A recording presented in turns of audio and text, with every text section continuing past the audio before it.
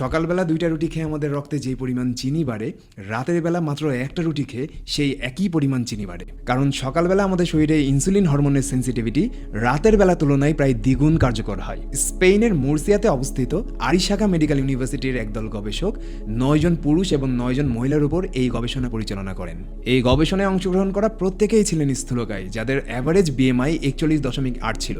সাধারণত 24.9 পর্যন্ত সাধারণ স্বাভাবিক বিএমআই ধরা হয়। তাদের প্রত্যেকের শরীরে ইনসুলিন রেজিস্ট্যান্স ছিল। তাদেরকে সকাল এবং রাত দুই বেলাতেই একই রকম এবং একই পরিমাণ কার্বোহাইড্রেট খেতে দেওয়া হয়েছিল। তাদের রক্তে চিনির পরিমাণ পরিমাপ করে দেখা গেছিল সকালবেলা তাদের রক্তে চিনি বেড়ে যাওয়ার গতি রাতের তুলনায় প্রায় অর্ধেক ছিল, একই রকম এবং একই পরিমাণ খাবার খাওয়া সত্ত্বেও। আমরা সাধারণত যে সকল কার্বোহাইড্রেট সমৃদ্ধ খাবারগুলো খাই সেগুলো আমাদের শরীরের ভিতরে প্রবেশ করে গ্লুকোজে রূপান্তর হয়ে যায়। এই গ্লুকোজ হলো এক প্রকার চিনি। এই চিনি পরবর্তীতে আমাদের রক্তে ছড়িয়ে পড়ে এবং আমাদের রক্ত হতে মাংসপেশি পর্যন্ত পৌঁছানোর কাজ করে ইনসুলিন হরমোন। প্রত্যেক মানুষের শরীরে ইনসুলিন হরমোন তৈরি হয়, যেটা আমাদের রক্তে ছড়িয়ে থাকা চিনিগুলোকে আমাদের মাংসপেশি পর্যন্ত পৌঁছে দেয়। তবে কারো কারো শরীরে পর্যাপ্ত পরিমাণে ইনসুলিন হরমোন থাকলেও সেটা সেন্সিটিভ থাকে না, যেটাকে ইনসুলিন রেজিস্ট্যান্স বলে।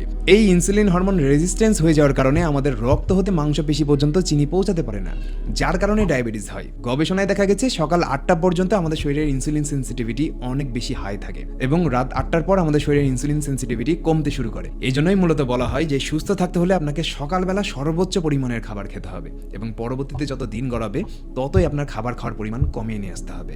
ব্যস্ততা ও অভ্যাসের কারণে অনেকে রাত 8টার মধ্যে ডিনার সম্পন্ন করতে পারবেন না। তাদেরকে যেটা করতে হবে সেটা হলো খাবার খাওয়ার পরই 15 থেকে 20 মিনিট হাঁটা। খাবার খাওয়ার পরপর হাঁটার ফলে আপনার শরীরের ইনসুলিন হরমোনের সেন্সিটিভিটি বাড়ে, যার কারণে রক্তে চিনি বেড়ে যাওয়ার গতি কমে যায়।